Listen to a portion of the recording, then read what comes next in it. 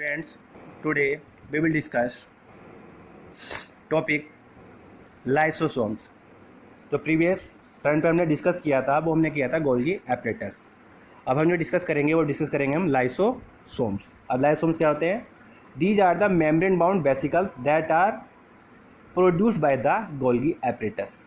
They are rich in several hydrolytic digestive enzyme, hydrolase, lipase, protease and carbohydrase. मतलब कि ये इनका जो प्रोड्यूस होते हैं गोल्गी एपरेटस से, और इनमें क्या पाया जाता है? Rich in several hydrolytic digestive enzyme. ये क्या है? इनमें जो डाइजेस्टिव एंजाइम है वो हेल्प करते हैं इन डाइजेशन, क्योंकि इनकी जो and then as these are optimally active at the acidic pH less than 7. जो इनकी पीएच होती है वो रहती है less than 7, therefore also called acid hydrolases, and are capable of digesting macromolecules from various sources like carbohydrate, lipids and nucleic acids. ये रहते हैं. ठीक. अब मेन क्या रहता है इनका? What is the function of lysosomes? इनका फंक्शन क्या रहता है? डाइजेस्ट द फूड, क्योंकि जैसे हमने लिखा digestive enzyme. Then second, they also perform a extra cellular digestion. एक तो होता है इंटरसेलुलर, एक होता है extra cellular digestion. They also digest the old and useless organelles of the cell. अब they also have the functioning in cell division. ये क्या है? सेल डिवीजन में भी हेल्प करते हैं. देन अब बात करते हैं हम वैक्यूल्स की. अब वैक्यूल्स क्या होती हैं? Vacuoles are a large membrane sac found in the cytoplasm. These store substances that are essentially useful for the cells like water, saps, excretory products and other material. Plant vacuoles contain not only water, sugar and salt but also contain pigments.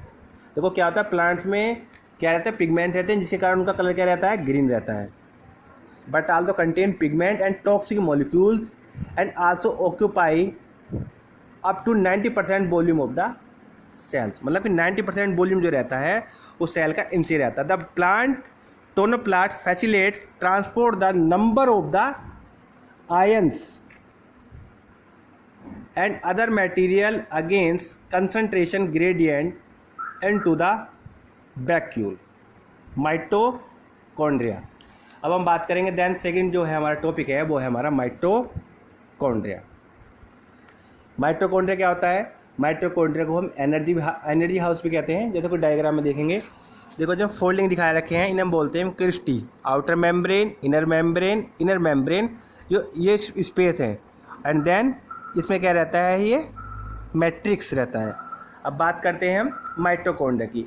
Mitochondria bound cell organelles essential for aerobic respiration of eukaryotic cells. These are also known as powerhouse of the cells, क्योंकि क्या करता है? Energy store करता है ATP के form में करता है. Then occurrence. अब इनकी उत्पत्ति कहाँ रहती है? कहाँ पाए जाते हैं? जो माइटोकॉन्ड्रिया पाया जाता है each and every all living cells except prokaryotic cells and certain specialised eukaryotic cells such as anaerobic cells and mature RBC. ये रेड ब्लड सेल्स में पाए जाते हैं. It is revealed from the study that mitochondria is not easily visible unless it is specifically stain. ये क्या है? Easily इसको क्या कर सकते हैं? हम देख नहीं सकते हैं. इसके लिए क्या करना पड़ता है? इसको स्टेन करना पड़ता है. Then we will see. उसे तभी हम देख पाएंगे. अब शेप एंड साइज की बात करते हैं हम इसके. तो shape and size.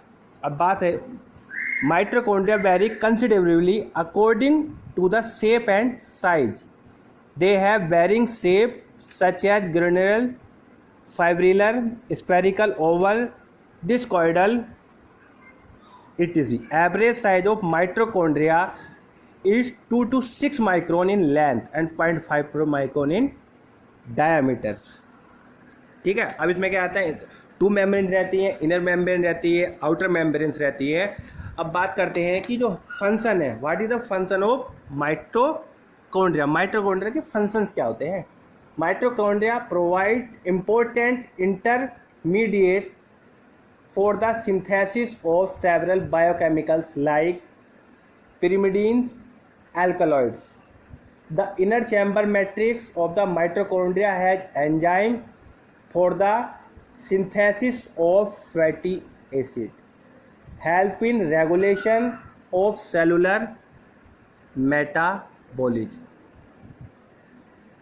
help in apoptosis, programme cell death, ये रहता है। ठीक है, अब हम बात करेंगे प्लास्टिड्स। प्लास्टिड जो बेसिकली जो पाए जाते हैं, plastid basically present in the plant cells, जिसके कारण उनमें क्या रहता है, उनका कलर जो रहता है ग्रीन रहता है।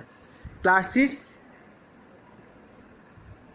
these are the seventamous organelles that have double membrane envelope. Plastids have their own genetic material due to their large size. They are easily seen under the microscope. अब occurrence की बात करेंगे इसकी हम। Plastids are found in the all plant cells and euglenoids except in the some protozoan, Euglena, etc.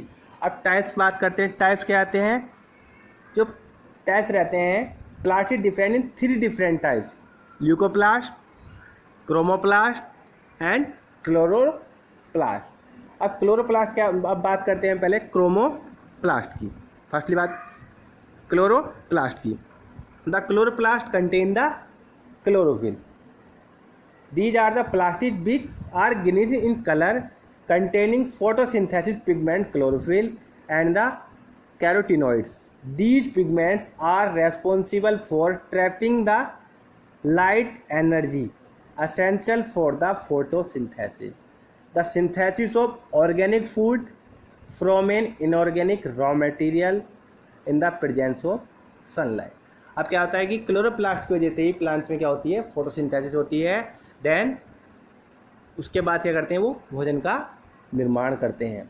Occurrence की बात करते हैं इसकी, तो क्लोरोप्लास्ट अगर in the major number in photosynthetic mesophyll cells of leave and green stems. अब बात करते हैं क्रोमोप्लास्ट की। These are the leucoplast which are, leucoplast की बात करते हैं पहले। These are the colourless leucoplast. Leucoplast जो रहता है, leucoplast, these are the colorless plastids, varied shape and size, which store the nutrients in the form of carbohydrates, lipids and proteins. These are the following 3 types: amyloplast, alloplast and alluroplast. अब बात करते हैं हम chromoplast की। These are the leucoplasts, which are yellow or reddish in the appearance because the presence of fat soluble carotenoids, pigment, carotene, xanthophyll and the some other pigments are also present. ठीक, अब बात करते हैं हम ribosomes तो है नहीं, अब हम बात करेंगे राइबोसोम्स की।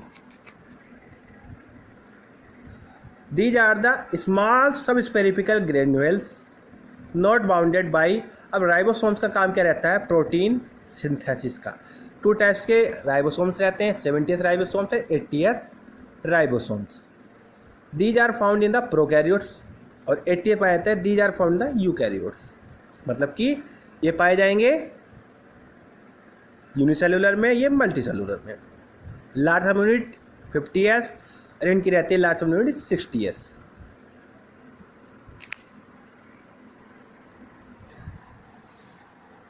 अब बात करते हैं हम nucleus. Nucleus are the cell organelles. Nucleus cell organelles रहते हैं। ओके